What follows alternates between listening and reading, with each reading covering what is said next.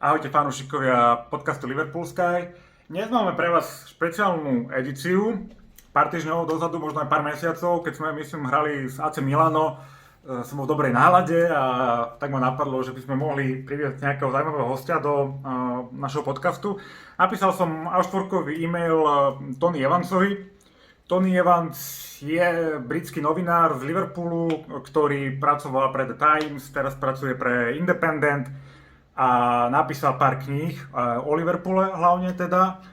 A Tony je teda 60-tník, vyrastal v liverpoolských dokoch, takže čo sa v podcaste v podstate dozviete je to, ako vyrastal, aká bola kultúra v tom meste, v tom čase, a ako začal chodiť na futbal, ako potestoval v podstate celé Anglicko a celú Európu s fanúšikmi The Reds a videl všeličo zaujímavé. A rovnako sa pozrieme aj napríklad na majiteľov Liverpoolu, na FSG, ktorých Tony osobne pozná. Pozrieme sa na Newcastle a celkovú situáciu z Premier League a z UEFA. Tony je veľmi vzdelaný a sčítaný, takže jeho názory majú hlavu a petu. Ja verím, že si to užijete. Je to zatiaľ iba v angličtine. YouTube asi nejaké titulky provizorné spraví. My pracujeme na poriadnych titulkách do slovenčiny, takže keď to bude, tak si to budete môcť užiť všetci, dovtedy si to užite tí, čo tomu rozumiete. Páči sa.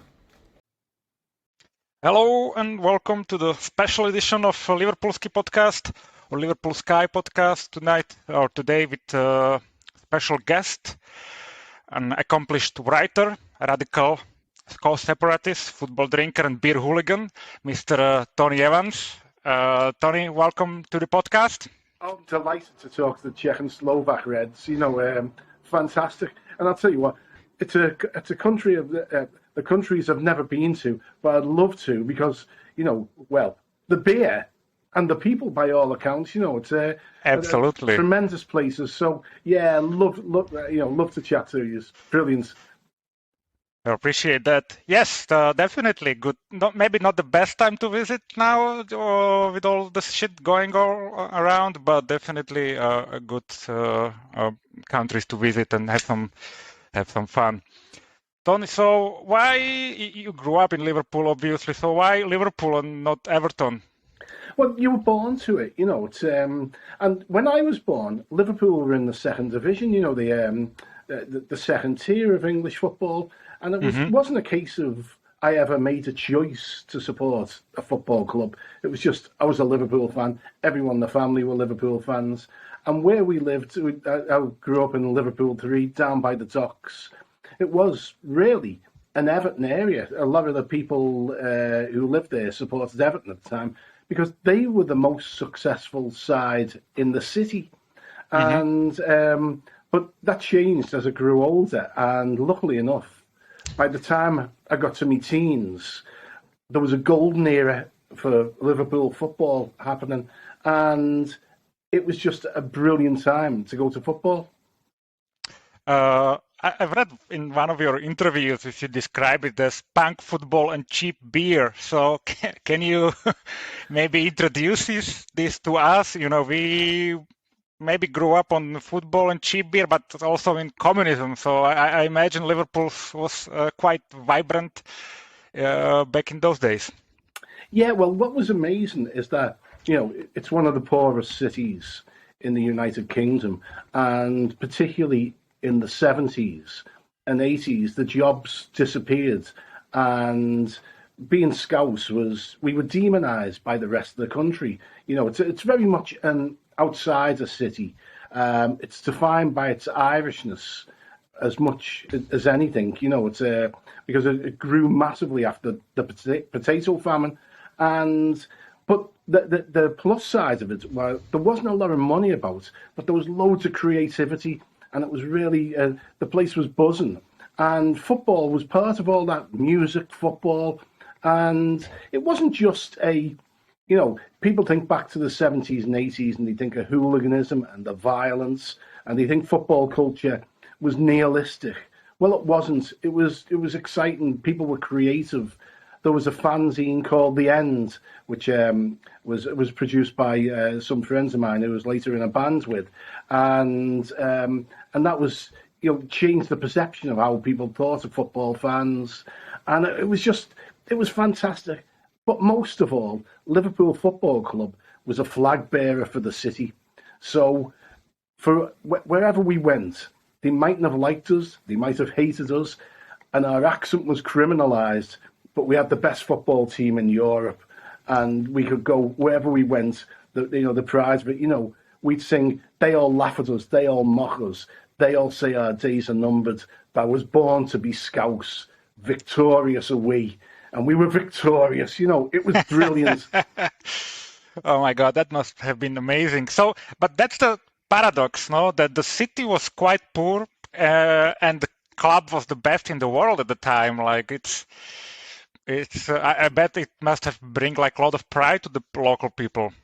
Yeah, without a doubt. And especially in the 80s, Everton were probably the second best team in Europe. In fact, they might have been the best team at one point. So it was one of those things where sometimes people these days go to the match and, tickets are expensive, so it excludes an awful lot of people. You've got to get, travel's expensive, you can't do it. In those days, everything was cheap. So you could get up in the morning and decide that you were going to the match. You could decide that you were going to Chelsea or Arsenal. Get on a train, go down the station, get on a train, and go in and pay on the gate. So we just, we just went everywhere we could. If we had enough money, we'd go to the match, and it wasn't it wasn't a big deal. It's what everyone did. It wasn't like now it's almost where you've got to be in relatively elite circumstances to do this sort of thing, but everyone just did it. It was part of the culture, and it was very, very normal. Now it's not that normal, especially for youngsters to go. But the Anfield and away games were full of, from 12 to 25-year-olds, and it had a really youthful, vibrant feel about it, which you don't get so much now with the Premier League, where it's all old men sitting in stands now. But it was young people. It was a young people's game, and it was a great time to be a football fan.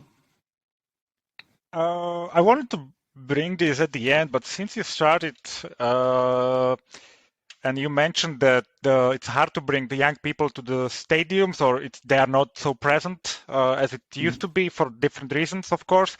You think like these standing stands would help this, Well, I know that at Liverpool, there is going to be an effort to get young people back into the safe standing areas.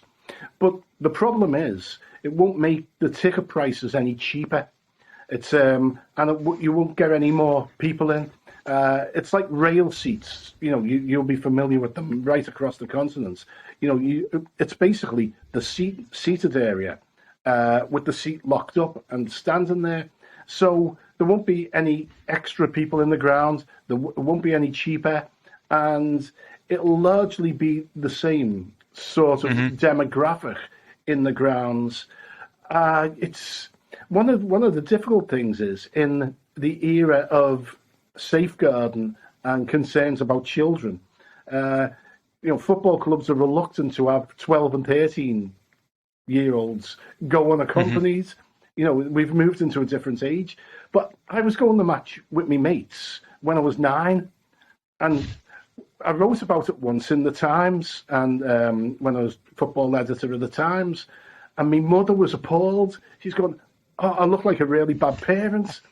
And if you read it in the context of, 2021, or when I wrote it was probably 2008. It does look really bad, but in the context of 1970, everyone did it, and I'd be up at the ground queuing at 12 o'clock, waiting for the gates to open at 1 to get into the Anfield Road and hang over the fence at the front.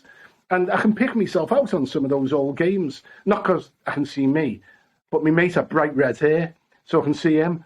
But we do that. So I was doing that from, sort of going with my mates from 9, 10, 11, and you couldn't do that now. But it gave the ground a different feel, a different sort of bounce to it as now.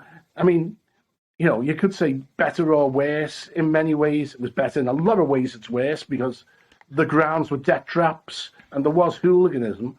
But there was something really vibrant and exciting about it. You know, something more youthful than you get today. And probably even like a little bit more local. Is it like a lot of international fans as well attending the games, including me a couple of times? Yeah, it was much more local because travel was more difficult and more expensive. But having said that, Liverpool were always an international club. There was always Irish people who come across on the ferries to watch it. There was always a smattering of Scandinavians who came. So, you know, there was. I remember when I was 15 or 16, the first time they introduced the Liverpool supporters all over the world scarf with all the different flags on it, and we were proud of it then. You know, we weren't just a local club. We were something more than that, and I think that's really important because sometimes now people deflect their anger in Liverpool at the foreign fans who come in, and they say we need more local fans in. And what they're really angry about is ticket prices that have gone away from them, because from as long as I can remember, there were always exotic foreigners at Anfield, and we always thought that was a good thing. We thought it was brilliant, and we should embrace it now. And it is brilliant. You know what? My view is it doesn't matter where you're from. It's right and proper to be a Liverpool fan. Yep, I agree. And I don't actually mind paying, you know, when going for Liverpool. It's a couple of once a year or 2 times a year maximum. So it's different for us. It's the whole experience. You mentioned as well that the stadium safety wasn't really great, and we as a club have experience, and I'm sure you have personal experience with this. And you also mentioned the togetherness of Liverpool. You wrote a book about it in the end about the game, the FA Cup final in '86, if I'm not mistaken. Can you maybe elaborate more about that? What was that about? Well, it's the thing was, because Liverpool was under so much pressure politically, socially, and economically. There was very little that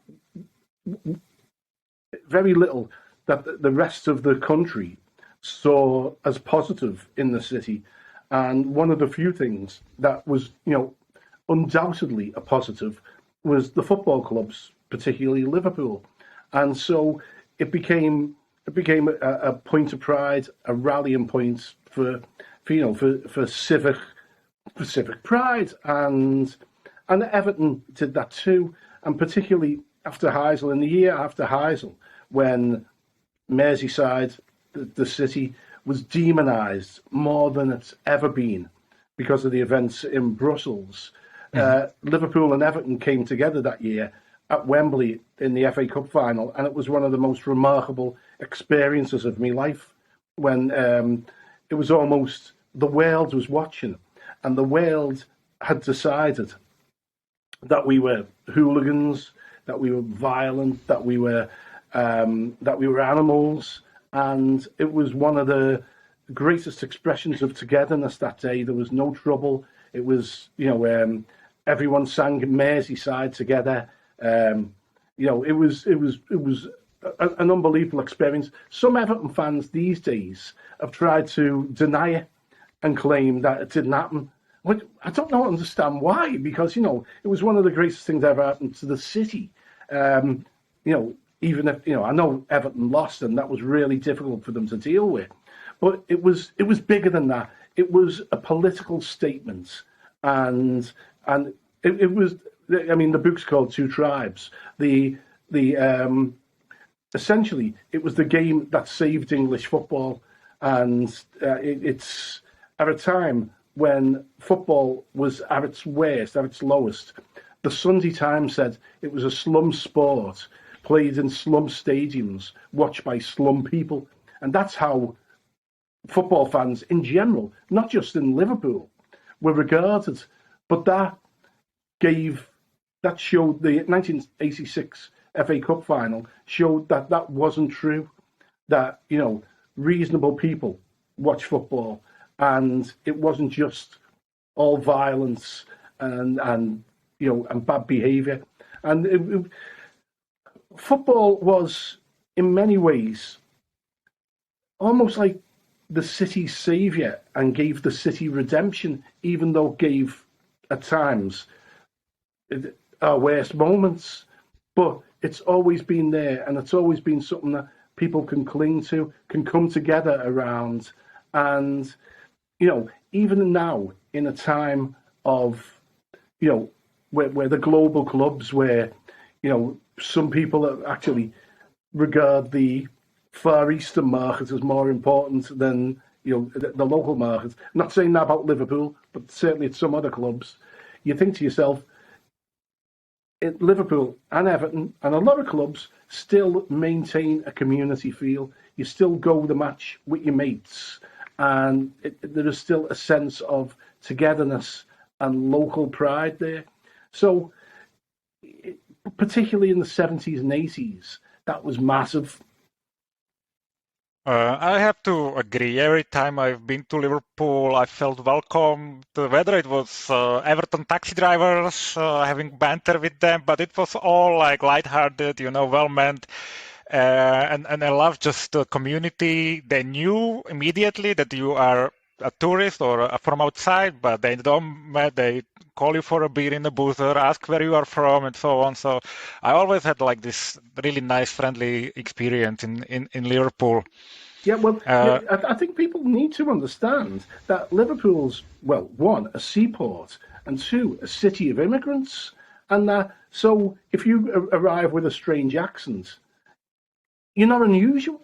You know, and people are, because of the seafaring heritage, people are always interested where you're from. You know, it's and invariably you walk into a pub and you know, as soon as they hear you've got a different accent, it's like, where are you from, mate? What are you doing here?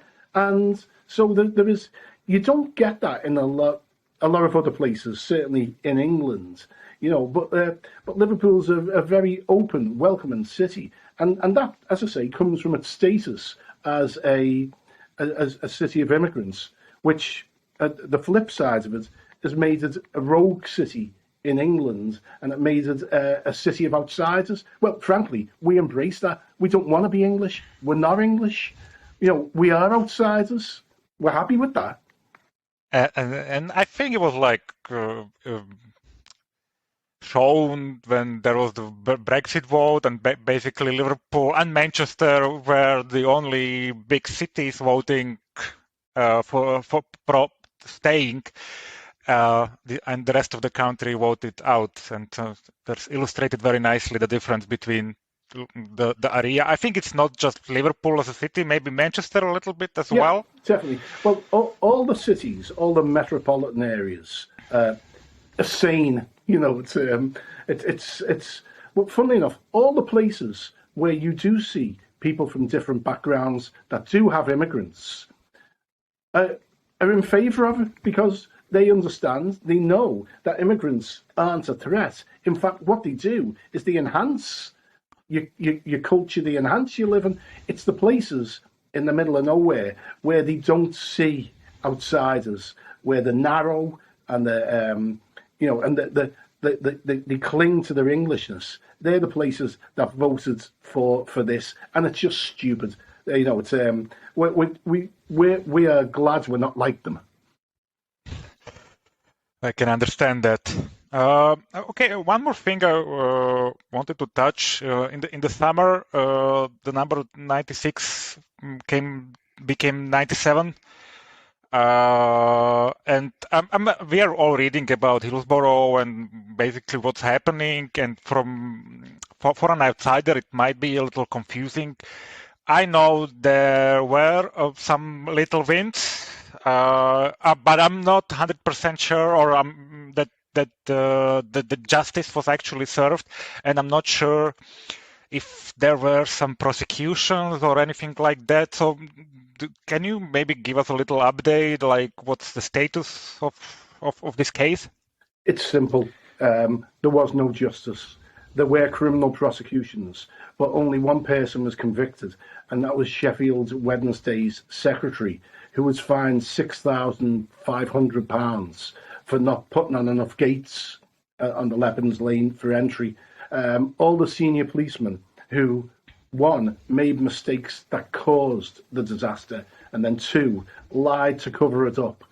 All of them got away completely free, and we're still angry about it, and we'll never let it go. The good thing is, we've been silenced for 7 years because after the inquest, as soon as the criminal prosecutions went into force, then we couldn't speak because we might prejudice the trials. Now that's finished, and what we will be able to do in the coming months and years is show the extent of the conspiracy and how disgusting the behaviour of the police and individual officers were, and not only that, how stupid they were. You know, it's some of it. If it wasn't in the context of a tragedy, you'd laugh at. It was funny.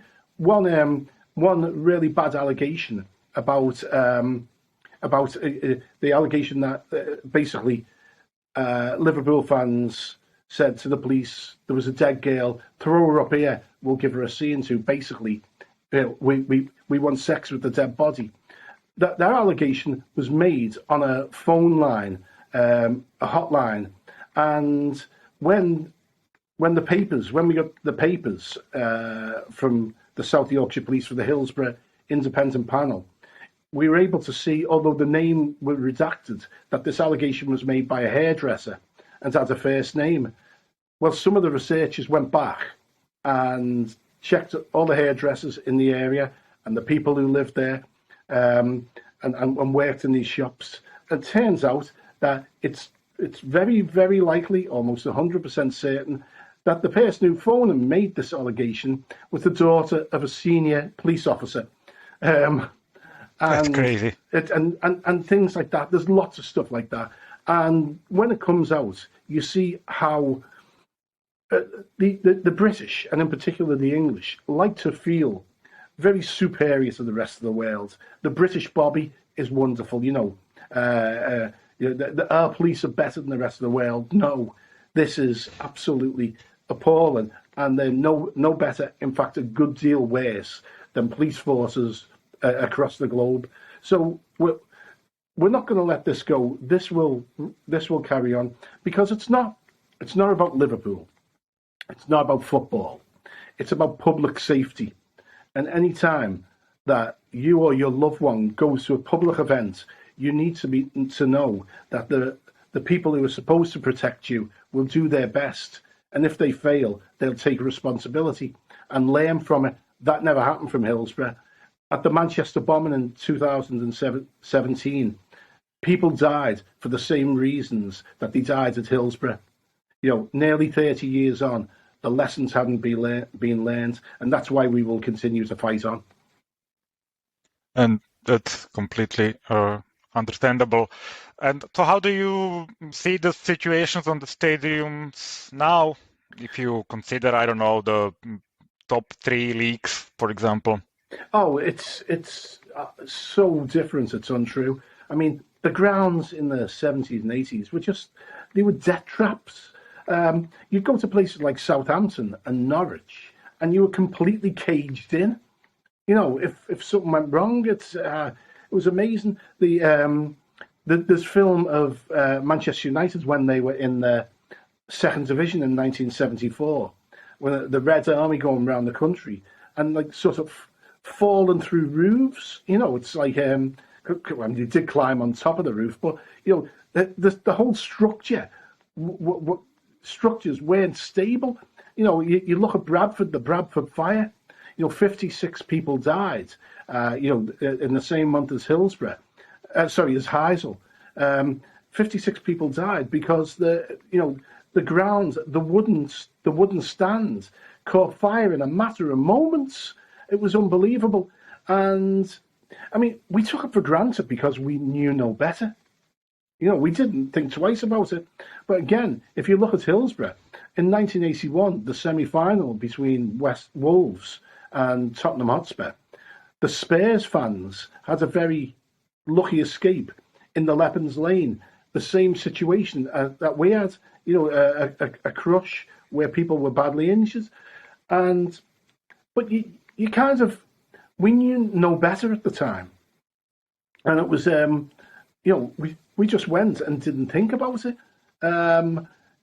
Again, you know, in the month before, the same month as Heysel, at Birmingham City's St Andrew's grounds, a wall collapsed there and a 15-year-old was killed, Ian Hambleton. So, I mean, these things were, I wouldn't say they were regular occurrences, but we, you know, it wasn't unusual to go into a stadium and see bits falling off. You know, the masonry or the barriers bent and sometimes collapsed. You know, now you go in complete safety, which is brilliant. And the introduction of safe standing is even better, because standing in seats is dangerous. You know, when you score, people fall forward. You know, that won't happen. So grounds are safer than they've ever been, and that can only be a good thing. And, you know, people sometimes get nostalgic and say, but there isn't the atmosphere. If you ask me, someone who's been at 2 football disasters, the trade-off between atmosphere and safety, I'll take safety any day. Understandable. And speaking of away stadiums, let's be a little bit more positive now. So you are a fan of Liverpool since like early 60s, late 60s, early 70s, you remember? Yeah. And you travel a lot of ground. So what are your favorite away trips? Oh, Old Trafford was always my favourite. The Festival of Hate, you know, it's it was just brilliant. You know, it's you'd think about it all season. But Highbury was superb. You know, people often talk about Highbury and they say, "Oh, the Highbury Library." No, it was quite hostile. The people who say that didn't go to Highbury when it was, you know, in the old days. Tottenham, the shelf at Tottenham, the long terrace double-decker terrace that went down the side, and it had a stand on top. One of the most hostile places I've ever been, awe-inspiring. It felt like the whole terrace was falling down on you in the away end. So that was brilliant. You know, West Ham was always great. I mean, lots of them had things going for them. You know, the baseball ground, Derby County, it was a quagmire on the pitch. It always looked like a swamp. And, you know, it was very, very lively in terms of atmosphere and hostility. You know, it's Manchester City, again, people talk about the Etihad and they talk about their lack of fans and criticise them. City, the Kippax, again, right down the side, was an amazing sight. You know, it just such a lively ground. You know, the noise. And that was Main Roads is one of my favourite places. You know, Newcastle. You know, it's. I was at Newcastle a couple of weeks ago for the game against Tottenham, the first one under the new ownership, and you see the way the stadium design actually ruins the atmosphere. Mm-hmm. Newcastle back in the 70s and 80s used to be very, very, very loud, very frantic, and yeah, very hostile. I keep using the word hostile, but and that was part of the fun of it. You know, most of the time you could avoid hooliganism.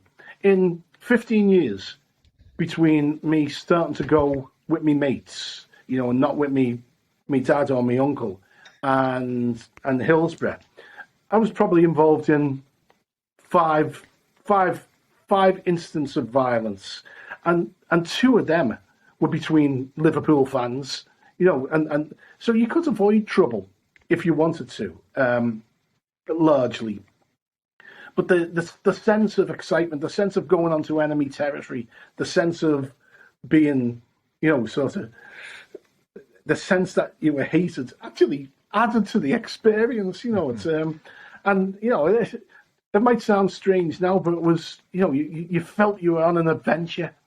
And that's what football gave you, adventures. It was brilliant. And going out with the mates, all the travel and all the experience must have been great. Do you still go to matches now, or not that often anymore? I go to a lot of football games because of work. So I mostly in London. So I don't get to Anfield as often as I might because I'm based in London. So I probably do about around 60 matches a year. Well, pre-COVID, 60 matches a year. Now it's a bit different because still media organisations are only sending one person, so you don't do quite as many. But yeah, I get to a lot of games. It's a bit different because when you do it professionally, like there's a couple of things. A lot of the time, you've got to be dispassionate. So you've got to view it professionally. It's not just being a fan, and you're doing it sober. It's not as much fun. I'm not complaining. It's a great way to make a living. But the best way to watch football is going with your mates, having a few drinks, and howling at the moon. It's which you can't do when you're professional. So it's not much, but get to a lot of games, and football is, it's one of those things where I'm very lucky that that's what I get paid to do.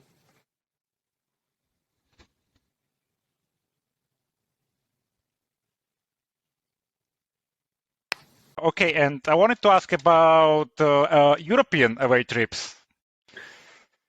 Yeah, well, that was great because it was great for a couple of reasons. Because I was 16 in 1977, which was a good time to be that age, and the next few years were brilliant. Obviously, it was our most dominant period in Europe, and going to Europe was great for a couple of reasons.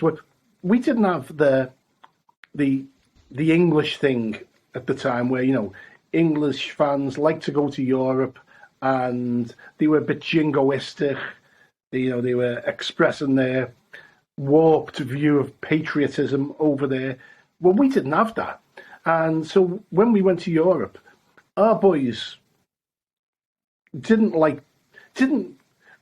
enjoy any trouble, because what they like to do is drink and steal, and they loved shoplifting, and one of the reasons that what the world calls casual culture took off, we called it scow, is because of going abroad and basically them shoplifting and coming back and selling the stuff. A lot of the boys financed their trips abroad by shoplifting, and so you didn't want to attract the police's attention.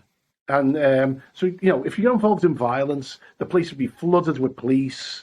It'd make life more difficult for you. So we love to. I was never a thief because I was scared of getting locked up in a foreign jail. But I knew loads of people who did that, and it was considered a noble profession in Liverpool. I actually read about that, and Liverpool, because of this, became kind of like a street fashion capital of Europe, because all the fans were bringing the latest Adidas and whatever sports brand back to the city. Oh yeah. I was wearing Lacoste in 1978. By the time the London clubs got hold of it, we jumped Lacoste. Well, that was old fashioned. What the world calls casual and we call scow started round where I lived in Scotland Road in 1976. And we played Brugge in the UEFA Cup final, and they'd worn sort of round-necked Adidas shirts with the three stripes and the trefoil, one did a bit of shoplifting in Belgium and come back with some choice stuff. But a lorry in the area where we lived, because down by the docks, got broken into, and suddenly there was a consignment of orange Adidas T-shirts, like the Bruges kit, only in orange, and everyone round us had one. My mother she worked in the factory, a sugar factory by hers, and she come back from work with 3 of them in the sizes for me, my brother, and me 2 brothers. So sort of large, medium, and small. And everyone around us was wearing that, and that was really the 2 things that sparked off what has become now the street fashion, which still exists and is huge. Like that. It started in Liverpool. Mancunians claim they started it, and they're making it all up. Londoners claim they started, and they're delusional. It's like it all happened, 3 or 4 years before they even got onto it. And by the end of 1977, we were walking around in that look. That look was already sort of massive where I come from. And you go to the match, and people from other areas would see what you were wearing, and they'd be like, "Whoa!" And next thing you know, they'd be wearing it, and they'd become a big competition to move on and wear different things. And of course, when we went to Europe and our boys got new stuff, Trim Trab famously, the Adidas training shoes were the big deal. Who could get the next colour? The variety of colours, and so it became absolutely huge in the city. And it was the street fashion capital of the world, and arguably still is. So how did you travel to the European away games back in the was it bus, like a 3-day ride or whatever, something like that? Mostly train, because there was a company called Transalpino, which was based at the university in Liverpool. And if you're under 24, you could buy cheap tickets to Europe. You could buy 5-day tickets, which were £24, which is a reasonable amount of money. It was a reasonable amount of money then. Or you could buy a longer ticket for a month for £105. But again, Liverpool ingenuity, Scouse ingenuity. Some of the boys worked out a way of buying the £24 ticket and rubbing out it was called the Transalpino rub out, taking off the details that said you could only stay for 5 days and changing it so you could stay for a month. So once you got that, you had a certain amount of flexibility. So for us, for me, mostly it was on the train, and you get this Transalpino ticket. One of your mates, a master forge you, it'd change it from £25 to the more expensive one, and you'd be off and running in Europe. And and then it was all kinds. Who knows where you'd sleep? And once I slept under a bush, once in a phone box. It's when you could afford it. A flop house hotel. It didn't matter as long as you had your beer money and you could get into the match. You didn't care. Oh my God, that must be really, as you said, an adventure all the time. These away trips. No matter if in Europe or in England, must be fun.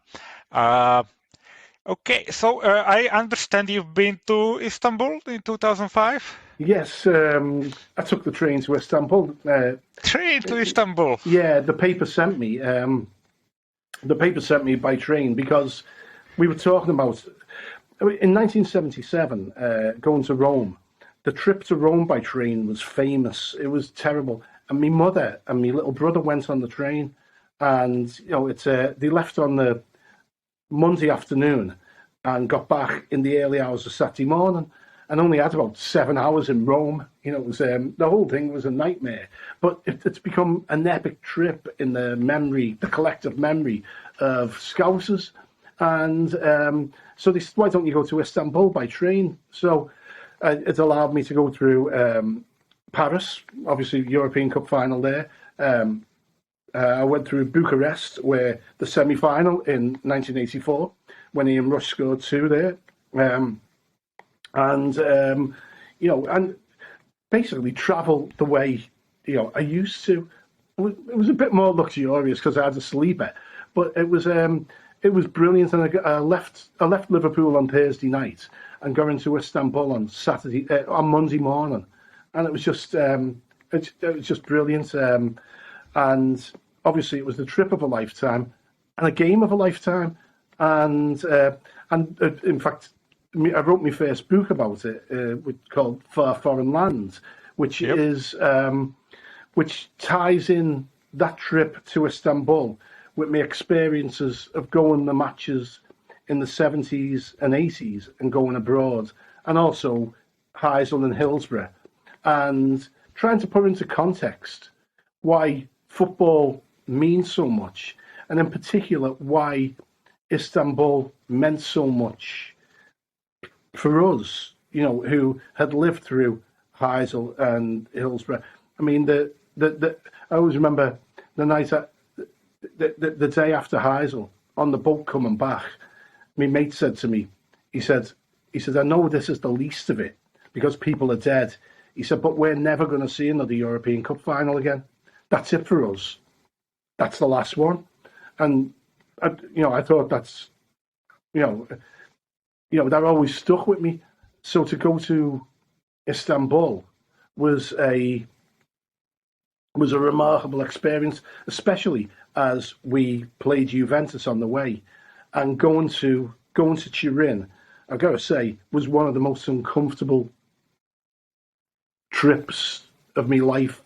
I didn't enjoy being in Turin. I was extremely conscious of what part we'd and I have played. It may have only been a small part in this tragedy that cost 39 people their lives, and I frankly, I would have been much more hostile towards us if I was in their place. But all that sort of come together to make it a really emotional trip, and it's still, where are we, 16 years on?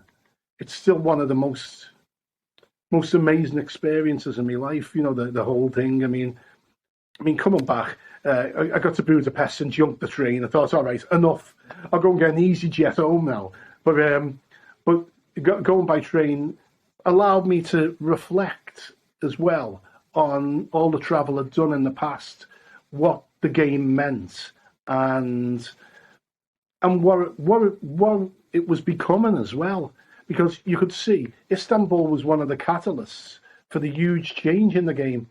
I mean, it seems that, we have an awful lot to do with these changes, because the game against Arsenal after Hillsborough in 1989, that was one of the turning points, because Rupert Murdoch and Sky saw the impact of live football and the drama it brought. Istanbul showed the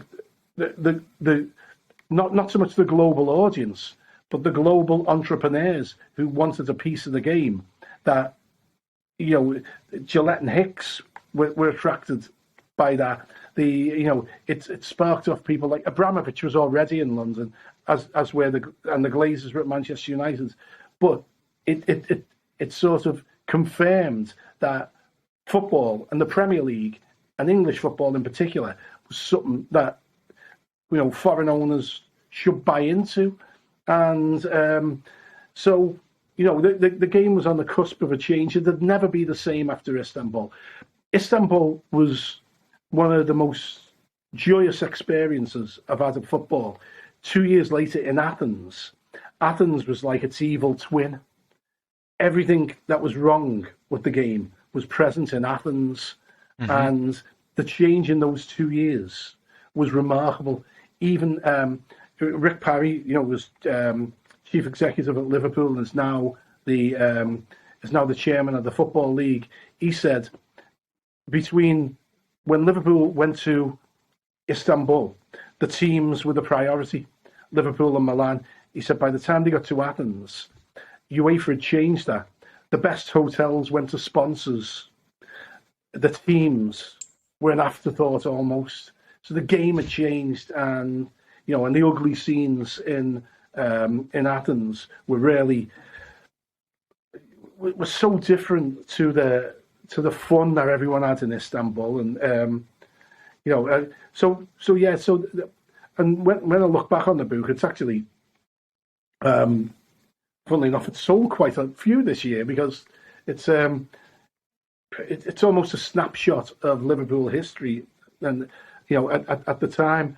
And when I look back on it, it couldn't have been written at any other time, and it kind of encapsulates my entire life as a football fan up until Istanbul. What's happened afterwards is sometimes a little dispiriting. Mm-hmm.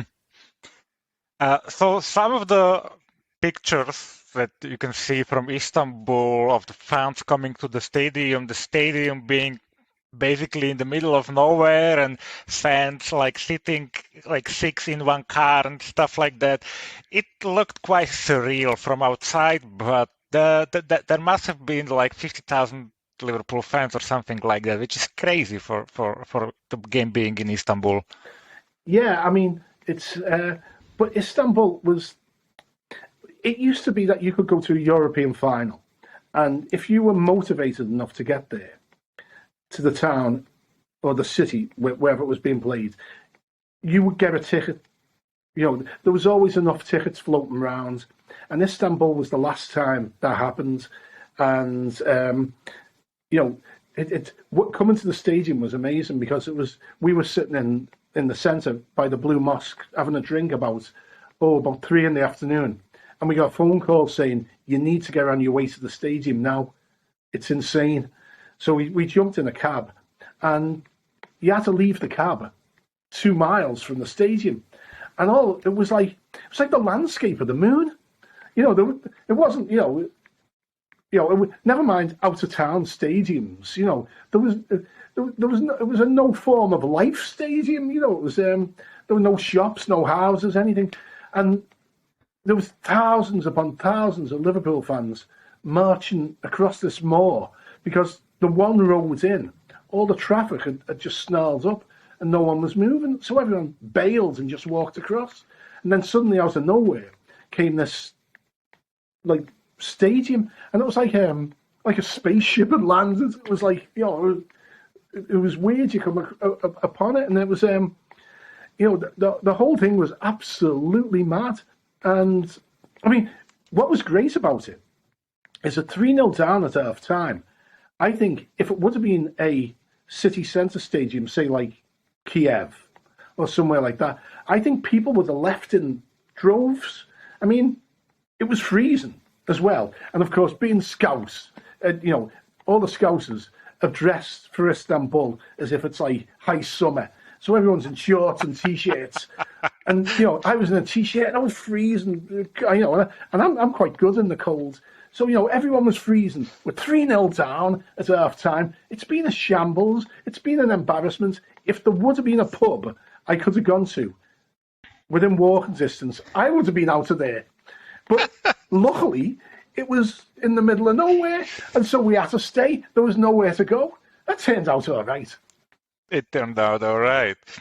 Okay, and we mentioned 2 of your books. Let's mention the third one, which is, I don't know what it is, but I love it. Yes. Which is about the 83-84 season.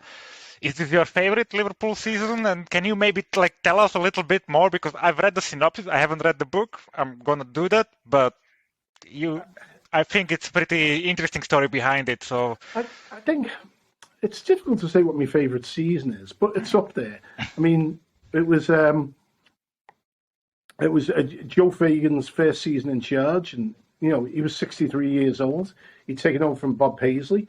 The team was in transition, and there wasn't a lot of expectations really. And it turns out to be a wild ride. I mean, why I enjoyed writing that book is less about. There's very little of me in it. Far Foreign Land is my experience. 2 tribes blends some of my experience into the experience of the players from Liverpool and Everton. But the 84 book is basically just the players telling their stories.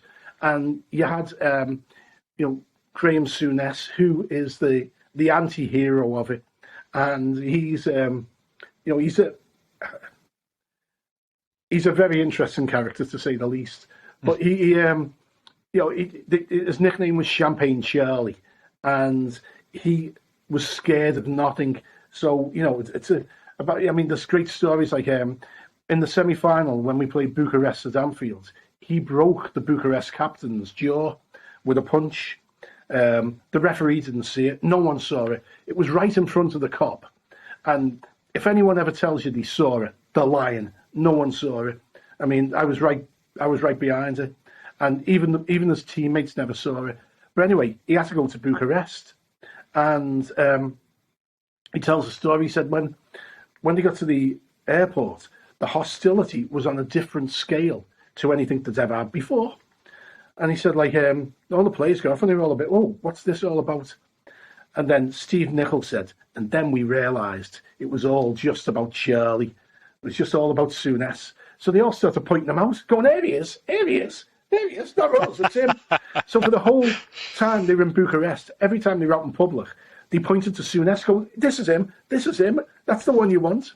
But he said he got on the bus, and he said the crowd were banging on the bus and the police were fighting them back. He said, and all of a sudden, someone knocked on the window, and he said, you're like 7 foot up on those coaches. So he said, and this guy was looking him straight in the eye. He said he was a giant. And he said he looked at Souness and went, you? And he started doing eye-gouging gestures at him. And Souness was like, whoa, one of them. So Souness, thought about it for a second and thought, well, hang on. Because he had a perm and a moustache, and so did Alan Kennedy. So he goes to the guy, no, it's not me, it's him. That's Souness. So, I mean, the whole thing was mad. I mean, the Romanians tried to break his leg, and he come off after they won with his socks all shredded. The police and army tried to attack him. It's brilliant stories like that. And then, of course, Rome, which Rome changed the way we perceived European away trips. Up until then, it was fun. We never had any problems, real problems. In Rome, playing Roma in the European Cup final, they had decided they'd won before we even got there. And there was only 8,000 Liverpool there. We didn't sell out. We sent back 3,000 tickets. So, I mean, people would never understand that in this day and age. We sent back 3,000 tickets. And from the moment we arrived in Rome, the aggression towards us and the violence directed at us was unbelievable. And then when we won on penalties,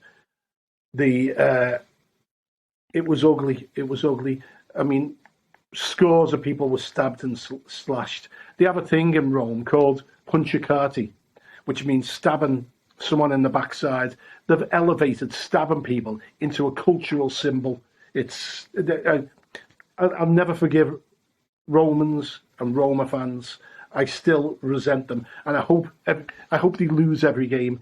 Even before Mourinho went there, I hope they lost every game.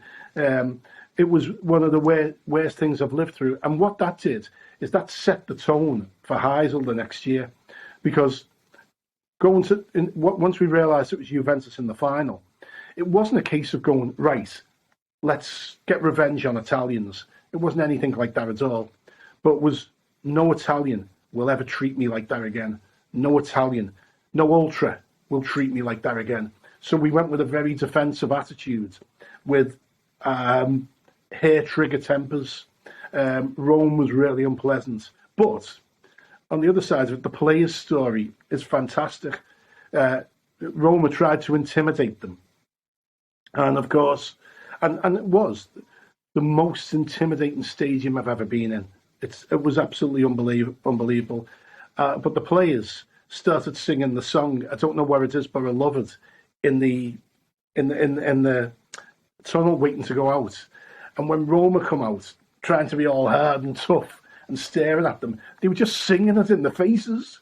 And it's, that's where, the players all think that's where they broke them. It's, but I mean, there was loads of other good stuff, that they told the stories. Roma went to a training camp in the mountains and were kept there for 7 days where, no alcohol, no women and all that. Liverpool went to Tel Aviv and played in a friendly. They got drunk. The players got drunk instead of fighting amongst themselves. And Alan Kennedy got a black eye. Ian Rush got a bloodied nose. The secretary of the club, someone run into the hotel and said, "There's fighting in the square. There's fighting in the square." And the secretary in the club went, "Oh, hooligans! How come we've got hooligans with us?" And they went, "No, it's the players." And so, all the stories of that, and they were great. Particularly, Souness was brilliant. Steve Nichol, but loads of them. With Alan Kennedy were brilliant with me. They give me loads of time and told me stories that even I didn't know. So it was fun writing that book. It's and as I say, it's there's a picture of me. I put it up on Twitter, and there's a picture of me with my brothers and my mates in the Olympic Stadium in Rome just after the penalties, and they're celebrating to the camera, and I'm in the background, and I'm just staring like that. And I know what I was thinking at that moment. I was thinking, shit, we have to go out there now, because when the last penalty was taken, all the Roma fans piled up the banners and scarves, on 3 sides of the stadium and set light to them. So the whole stadium was burning. It was like Apocalypse Now, the ends of Apocalypse Now. And you just go, oh my God, we're going to go out there. And sure enough, my mate's dad got stabbed in the kidneys and nearly died. I was by the coaches and went to go in the bushes to have a pee. And a ski-hatted Roma fan with a knife come up behind me, but luckily my mate saw it and shouted to me. And it's trust me, you never want to be in a situation where you've got your penis out and someone's coming towards you with a knife. Not a good situation. No, that's crazy. But they kept it, right? They came to Liverpool relatively recently, and they kept the behavior at the worst. Yeah, they hate us. Despicable behavior. They hate us. We when we played them in the semi-final, when the return leg after they caused trouble, I was in the press box, but there was a guy behind me in the press box who just for the last half hour was just screaming constantly, "Fuck Liverpool, fuck Liverpool, fuck." In the end, I was like, "Shut up, or I'll come back there." And anyway, he was snarling at me, and at the end, a certain Liverpool employee come over to me, and I had the team sheet. He said, "I just took my team sheet and my pen," and he started writing on it. And the second he did a downward stroke on it, I knew what was coming. He just wrote 1984 and held it up to this guy behind me, and he went ballistic. He went ballistic. And I've got to say, I didn't behave very well that night, because I'll tell you what, I was like, there, stuffed, yeah. It's normally in press boxes, you don't celebrate. You're like, you keep a professional demeanour. Yeah. But I walked into the press room that night and I was like, yeah, well, that showed you, stabbing bastards. So it's, I was a lot of passion there, right? With some of the clubs. Yes. So it's but it's better than real work. Okay, you mentioned Graham Souness, Champagne Charlie. Let's maybe mention his managerial stint with Liverpool that in terms of results was disastrous, and many think it was the Liverpool demise.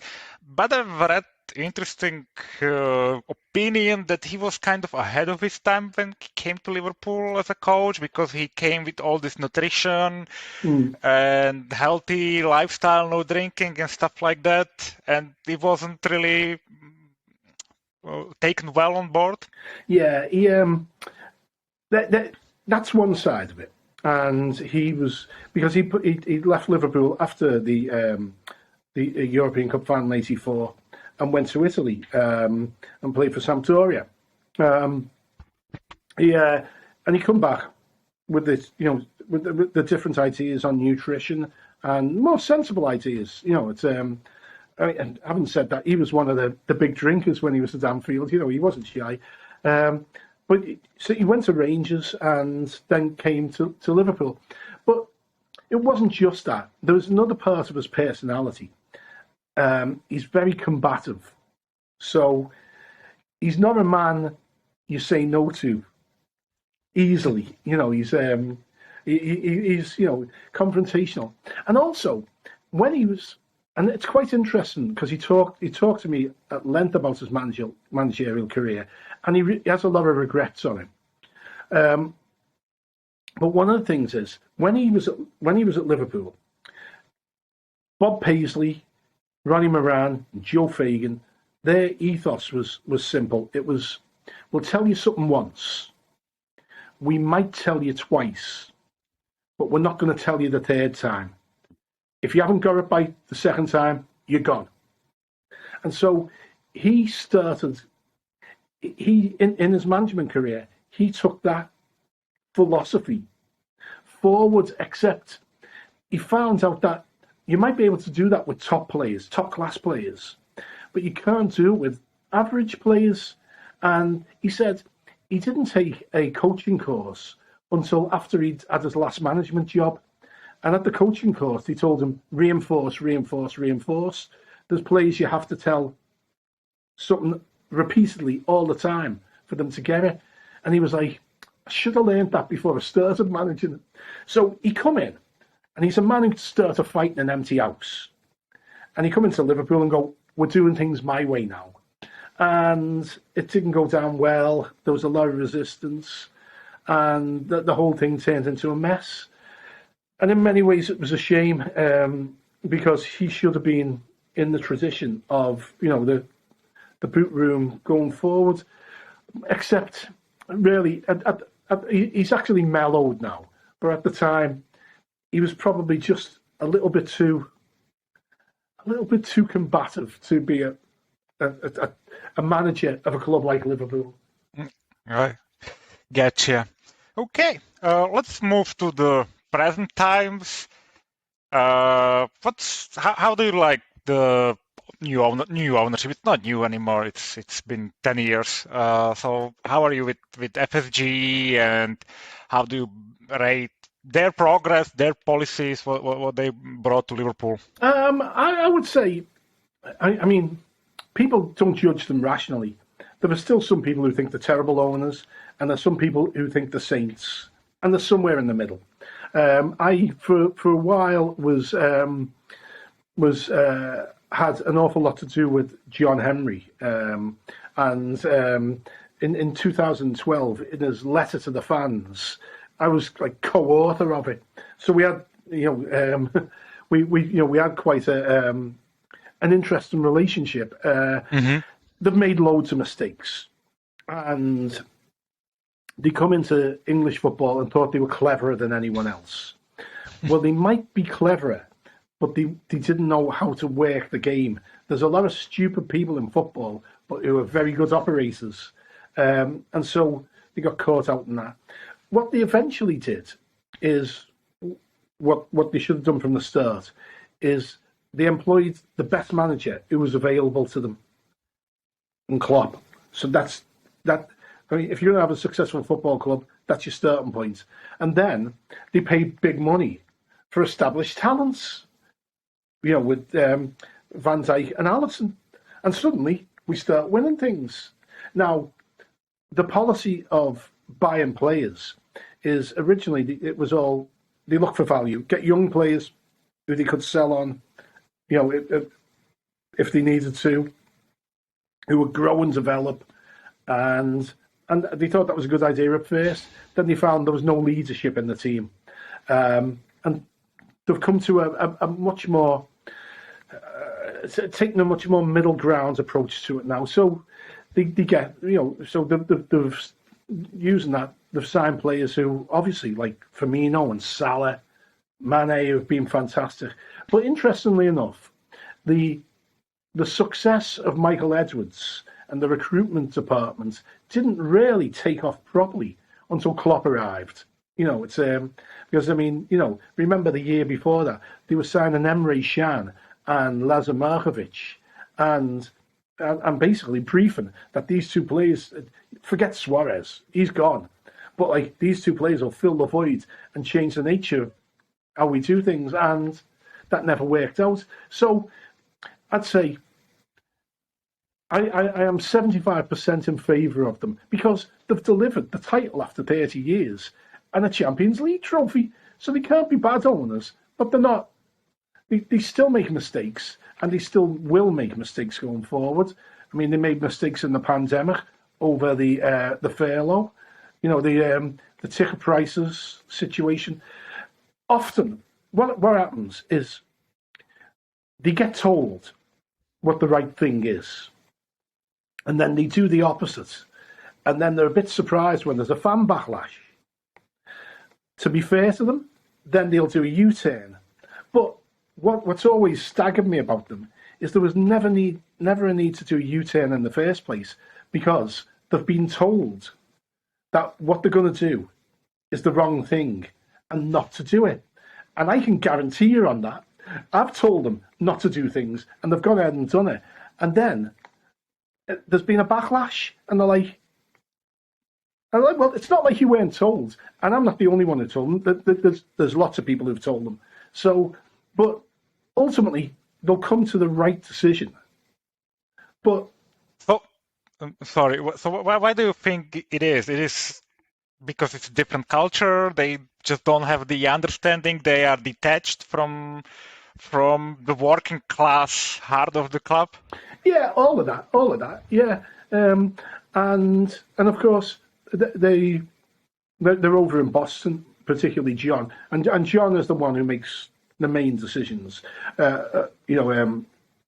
Mike Gordon is the one who's on the ground with Klopp and as a relationship, but ultimately John's the leader of the Fenway, and I think they put it this way: we could have had significantly worse owners. They've been good owners. I don't think we should lionize them too much, but they've been pretty good owners, and I'll tell you what, we'll probably miss them when they eventually go. But yeah, I'm broadly in favour of them. Yeah, I'm the same. I'm not gonna glorify them, but I think they did a good job so far. I kind of feel we could have more trophies, but I also think that we were a little unlucky maybe at times, so that's why we don't have them. And we faced fucking City, doing ridiculous things, in one of those seasons. So, okay. Connected to this is was it last year or this year is the Super League. What did you make out of that? To be honest, I don't think it's the worst idea. It's just the execution is completely baffling me. Well, it's tied into the Project Big Picture proposals, which were the previous autumn. And the very first time I met John Henry was in 2012, the day the Olympics kicked off, funnily enough, in London. And he was talking to me about essentially what became Project Big Picture and the potential for a Super League back then. And I said to him, go and read your history. Go and look and see what happened in 1986. Go and look what happened in 87, 88, 1991. And, what you're proposing is very much like the proposals at that time. There was a meeting at Heathrow Airport where it's, sort of a lot of what he'd say. And I said, just go and read about the Heathrow summit and, and see. And John, because he was new to the game, was seeing all this for the first time. And of course, those of us who've lived through it we've heard it all before. And so instead of taking advice from, and I'm not talking about me here, but people who actually know about it and have been administrators in football for a long time. He was involved with Rick Parry, who was the first chief executive of the Football League in Project Big Picture because of the link with the Football League. But he didn't consult someone like Parry on the Super League, and there are people in football with enough experience and knowledge to say, no, this is the sort of thing that will get shouted down immediately. You need to approach it from a different angle. And then, and of course, because, as I say, he's experiencing all this for the first time, John and Joe Glazer rushed in, and they found themselves, the bad guys and taking a lot of stick, where if they would have come from a slightly different angle, they may have actually been able to get some of their proposals through. Essentially, what UEFA are going to do is very similar. There's going to be a Super League by stealth anyway. So, but they didn't have the knowledge and the political nous to get their views across to not only the other members of the Big Six, but the other 14 teams in the Premier League. Yeah, so John personally, how is he like in to talk to his multimillionaire? Yeah, maybe it's he's very, very reserved, very, very strange in some ways. He speaks very, very quietly, so you have to really lean into it. And very considered. But it's actually, he's a very interesting character and clearly very bright, and very ambitious. What he told me, which I thought was one of the most interesting things, he told me a story about when the Red Sox first won the World Series, and he said he wasn't prepared for it. He wasn't prepared for the outpouring of love he received in Boston. He said because he'd never been an athlete. He said basically, I'm a geek, I'm a nerd. Yeah, he looks like an introvert, like a geek. Yeah. And he said, I'd never been a jock, I'd never been an athlete. He said, so I'd never had that sort of, people had never related to me that way. He said, and then Boston, he said, like the love, the outpouring of love, and the way people were relating to me. He said that I just couldn't believe it. He said it was a once in a lifetime experience. He said, and the best experience ever. And then he said, but then I bought Liverpool, and he said it's not just a once in a lifetime experience. He said I think it'll be an even bigger event when Liverpool win the league. And unfortunately for him, it happened during the pandemic. Yeah, and so he never got the rapturous reception he deserves. He should have had and deserves. But but he wanted to get that buzz again, the buzz he got the first time that the Red Sox won the World Series, and he wanted that buzz from Liverpool winning the title.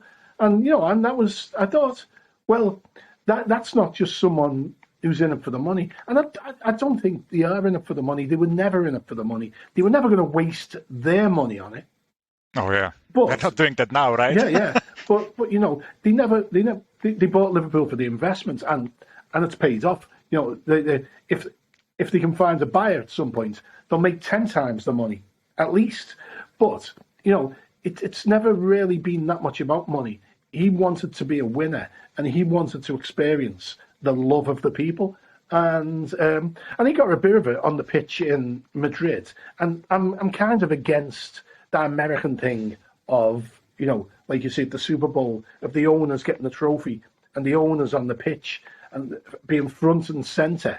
I prefer the team to be on the pitch, the lap of honour, the traditional lap of honour, and then. But he was on the pitch basking in the glory, so he got some of it. And I thought, well, fair play. I can't begrudge it too much. Got it. So, and connected to maybe the Super League and the ownership, is that during the Super League incident, let's call it incident, like UEFA played like they are the good guys, UEFA and FIFA, and they are absolutely not, and we saw it in the final when the clubs are getting like couple of thousand tickets each, and the rest is going to corporate and stuff like this. It's completely nuts. And I understand why the clubs, the big clubs, want to break with it. So I think sooner or later it is going to happen. Well, I think UEFA have got the gumption to make sure the big clubs get what they want. And as I say, we'll see in the Champions League reforms a Super League by stealth. So they'll give the big clubs what they want and they'll keep them on side. But I think you're 100% right. There are no good guys in football. I've been working as a journalist in football now for 25 years. No good guys. There's only bad versus worse. There's individual good guys, and it's but as institutions and ruling bodies, none of them are good. When Manchester City and UEFA were up against each other at the Court of Arbitration for Sport, the whole thing was unsavoury. I'm not entirely sure who sold the biggest bunch of untruths and who was trying to win and who was trying to lose. It was a stitch up and it was ugly. And you know what? It's one of them where you think, when they were at the Court of Arbitration for Sport, I thought, I hope you both lose. It's impossible. Yeah. But, and that's, I get that feeling a lot of times in football. I hope you both lose. Yes, when Manchester City plays Man United, for example. Yes. And what about the Newcastle new owners? Well, it's Premier League were very quick to approve it. KSS, like Saudi Arabia, made a deal with Qatar. Yeah. The only ironed out the issues. It was all about money in the end. There was only one issue for the Premier League, and that was Saudi Arabia blocking and pirating beIN Sport, the sponsors in the area. That's the only thing. No human rights. Yep. No worries about anything like that. It was all about that. And once that was resolved, they put it through. Now, I know Amanda Staveley quite well because she made 3 attempts to buy Liverpool. And the team around her were involved in the Liverpool attempts. And it's very interesting what's happening up there. It's I think it's a little bit of a mess at the moment because you've got 3 elements of an ownership group, with the Saudis obviously having the biggest say, 80%. And while the communication between individuals is okay, I think they've had a very poor start to their time in charge in Newcastle. They struggled to get a manager in. They couldn't get Unai Emery, who was the first choice. They brought in obviously Eddie Howe, and but they're no nearer getting a chief executive and then a director of football. But chief executive really is the most important figure in how the clubs run, straighten it out. And I think it's just a bit too not disorganised. Yeah, I'll say disorganised at the moment. And I think they'll go down because that playing staff's awful. And and if they go down, it'll take them a while to get back up, to get in a position to spend money. Money is not just the magic answer in football. It took Man City 3 years to get a good system up and running. I think it'll take Newcastle 5. Yeah, I think the infrastructure is the first thing they need to deal with, and not only like the stadium and stuff, but the internal infrastructure. Yeah. I'm not exactly sure Mike Ashley was the hands-on manager of the club. Well, it's been neglected for 14 years, and the managers, particularly Rafa, did a brilliant job in sort of keeping them where they are. But it's a club that needs a lot of care care and attention before you can actually build a solid basis to go forward. So I don't see them being a threat to Manchester City anytime soon. But clearly, in 5 years' time, they've got the purchasing power to really become one of the big clubs. And again, I mean, they've got other problems. Attracting players to the northeast is not as easy as it is to London or even Manchester and Liverpool. They've got that to overcome, and they've got to build credibility first. And Newcastle for a long, long time has been a black hole for players and managers. And the first thing they've got to do is build some credibility and then start going forward. It'll take a while. It'll take a considerable time. I'm curious to see how the UEFA and Premier League will kind of enforce some of the financial rules and if they will be actually followed. But let's see about that. How do you see Rafa in Everton? What's your take on that? Well, he's a great fella. He's a wonderful fella, and I wish him every success, even at Everton. I come from that age and generation where Liverpool and Everton didn't hate each other. I mean, I used to go to Everton away games. I'd go to Everton home games all the time. If we didn't have a match, why not go to Goodison? It was cheap. You'd have a laugh. I didn't want them to win. I enjoyed it if they got beat, but there was never any, there was never any spite. And as I say, I've probably been to Old Trafford with Everton more times than most Evertonians, so it's because, you just did it. We all did it. Evertonians used to come with us. We didn't think twice about it. So I wish him well. The positive thing for him there is he has the support of Usmanov, the main sponsor. Mashiri's the owner, but Usmanov has the real money. So he's got the support of Usmanov. He's at the moment he's a bit down. He knew the squad wasn't good enough, but he expected to be able to improve them more on the training ground because he's brilliant at that. I mean, I spent some time in China with him when he was, sort of a training with him, and you see his training; it's fantastic. I've seen quite a bit of training over the years, and his is up there with the best. So we thought he'd improved the players, and he hasn't. He's in it for the long haul. Whether Evertonians can stand him being there for too long. But you know what? He's a winner, and he will take second-rate players and lift them and create teams that are better than the sum of the parts. So he'll do all right there if they don't do anything stupid like sack him. Newcastle were desperate for him to leave Everton. Made him a huge offer, and now, yeah. But he won't break his contract. The plan all along with Newcastle was to reinstate Rafa from the takeover. But in the summer he said, "I've sat around long enough. Take the job at Everton, and at least he can go home every night because he still lives on the Wirral. He still lives there, right? And he can go home every night and sleeping in his own bed is, it's nice. With his dogs. yeah, it's and his wife loves the Wirral, the Wirral Way Park. She goes riding there, riding horses. They're not far from the beach. You mightn't think of Liverpool in terms of beaches, but there's some fantastic beaches in the area. So, and he really enjoys living there.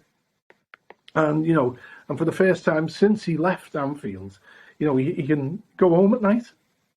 Yeah, that's brilliant for him. I'm kind of happy for him as well. And Everton is a decent club for the manager of his stature, so I hope he does well. Not too well, but reasonably well. And today, the freshest news is Steven Gerrard to Villa. For me, it's for Stevie. It's a great move, I think. I think you wrote a column about it today, because they are reuniting with Christian Parslow. Yes. So Is it they ask on Sky Sports? Is it the win for Gerrard or for Villa, or it's kind of in the middles there?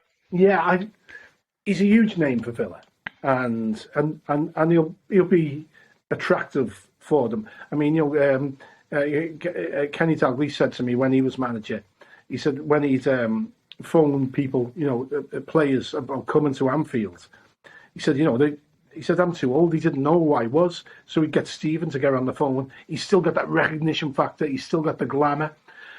He's done a reasonable job up at Rangers. Some people like, so talk it down and say because of the situation, because of the strength of the opposition, because of the money Rangers have, and Celtic's collapse.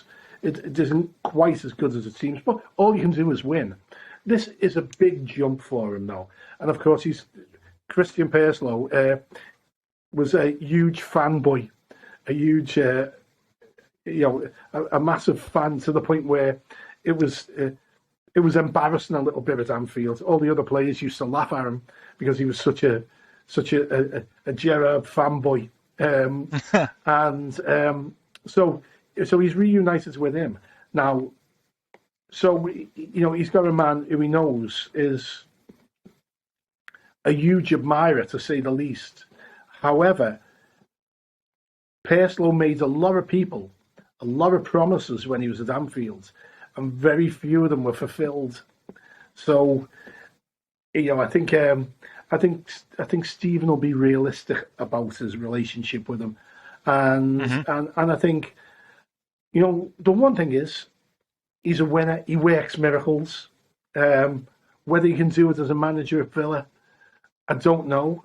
But I certainly wish him well, if I don't wish Christian Perslow well. What would be a success for Stevie in 3 years? Oh, in 3 years. Their ceiling is pretty low because they're not going to put the amount of money they'll need to compete with the, with the top six, big six, so-called big six. I think what would be a success if he gets them into the Europa League, that'd be a massive success. If he can get them to 7th, if he can secure them in the top 10 over a 3-year period, that'd be brilliant. Remember, Martin O'Neill, just more than a decade ago, had them.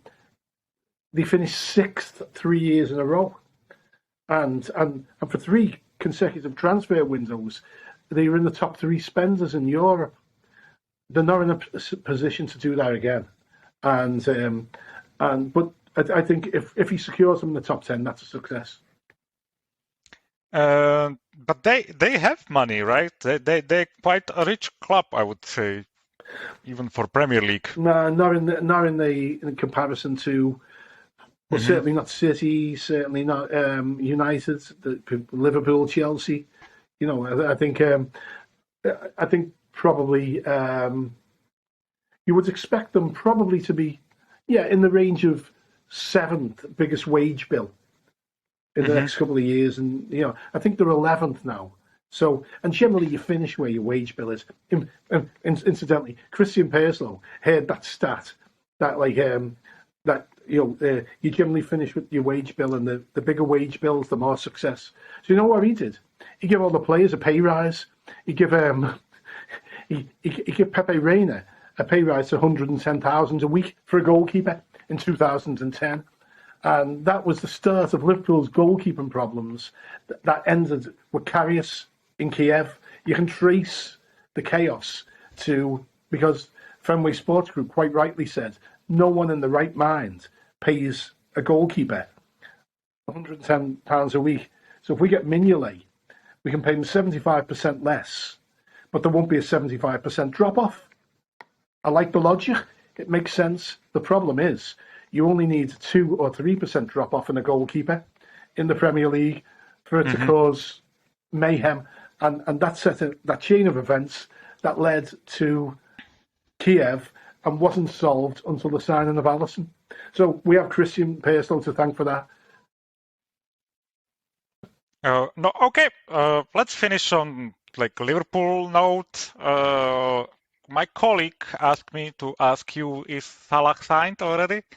Not yet, no. And I think he probably will. He's extremely conscious of his own status, and quite rightly so. And also bear in mind, Liverpool were desperate to sign him back in 2014. They were convinced he was going to be a superstar back then, and Brendan Rodgers scuppered the deal, and so they wanted him for a long time. Liverpool, Fenway, have shown an awful lot of faith in Salah. They don't really want to pay him the money he wants, but he deserves the going rate, and they'd be absolutely insane not to pay it. If they don't, he knows he's got one more big move in him, and he's not Scouse, so he quite fancy playing in Madrid. Probably less so Barcelona, the mess they're in, but he quite fancy that, and so he's got options. I don't think Liverpool have.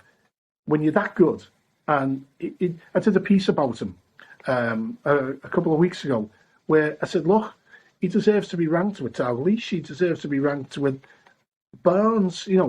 Stephen. He's in the top 5 players in Liverpool's history, and you can't let players like that go.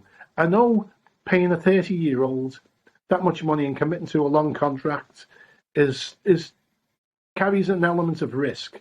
But you know what? There's a bigger risk if you let him go. So I think they'll do the deal. Well, we gave Henderson a quite nice deal, and he's older than Salah, and performance-wise and injury-wise, he's been not at that level. So I think it would be reasonable for us to give Salah, not maybe what he wants, but close to it. Yeah, definitely.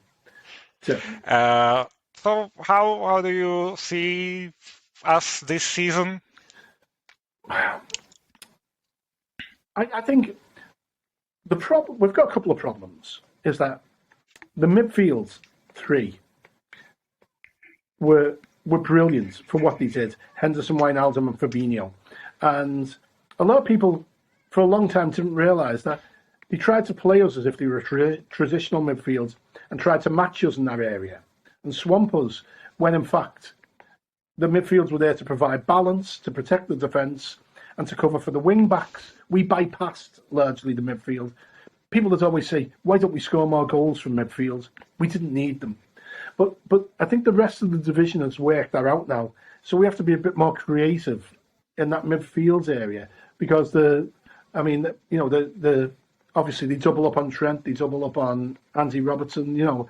It's so tactically we're not as far ahead of everyone as we were, and that always comes back to the midfield when situations like this happen. And Thiago and Keita both need to step up and play a bigger role in the season if it's going to be successful. I think injuries ahead us. We probably should have invested more in the transfer market after winning the Champions League and after winning the league. But I understand why they didn't. There's still an element of chance. I think when we're on form, we blow people away. But if you can hang in the game like Brighton did with us, there'll always be opportunities, because, as I say, the midfield isn't quite working as well as it did. West Ham give a masterclass now to play against us. Again, they rode the luck a little bit, but they kept the midfielders deep, flooded that area where the front 3 can get into, and then looked to break and got behind us. And people will be trying to do that to us. So the 3 things: tactics. We need to sharpen up and get a bit of variation in there. Injuries, we can't afford them in key positions. We can't afford any more midfield injuries. It's and then it comes down really to the way Klopp's vision of how the team operates. and how he can tweak his system to surprise people, and and he's great. So, I've every faith in us. You look at City and you just think they're going to win the league, but I don't think they'll ever be. If you're looking at it dispassionately, for the next 10 years, I don't think there'll ever be a season when you don't look at City and go, they're going to win the league, because they've got so much money to spend, and they've got such a strong squad and different, But we've done it before. And I think this international break has come along at a good time. We've hit a little bit of dip. Things started going badly wrong for us this time last year. So I'd hope that, again, we won't get the injuries and we'll learn from what happened last year. I mean, I think Klopp made a huge mistake robbing the midfield to try and bolster the defence, when it would have been better to put two raw centre-backs in and keep a Champions League and title-winning midfield more or less intact. So I think he made that mistake last year, so I think he'll learn from that. And, we're going to go close. And funnily enough, I think the Champions League might suit us more, because on those two-legged games with Anfield going wild, it takes a good side to beat us, and you can try wherever you like. You can like City, and you can try and attack us. It won't work. You can try and be snide like Atletico. That doesn't work. So I mean, I think the trophies are still there. The league, we're going to go close. Okay. Tony, this has been absolutely brilliant. Thank you for your time. Maybe we'll do this sometime again. You know where I am. I know. Thanks again, and see you around. Yeah, and as I say, it's hopefully we'll get a draw at some point that will take us to to the Czech Republic or Slovakia, and because it'd be brilliant to get over there and meet all the Reds from the area. Yeah, we definitely would be up for meeting you. So anytime the trip will come up, let us know. Well, if I get over, I can tell you some stories I can't tell on the air. Thanks, Tony. I appreciate it. Yeah. Speak to you soon. Speak to you. Bye. Bye.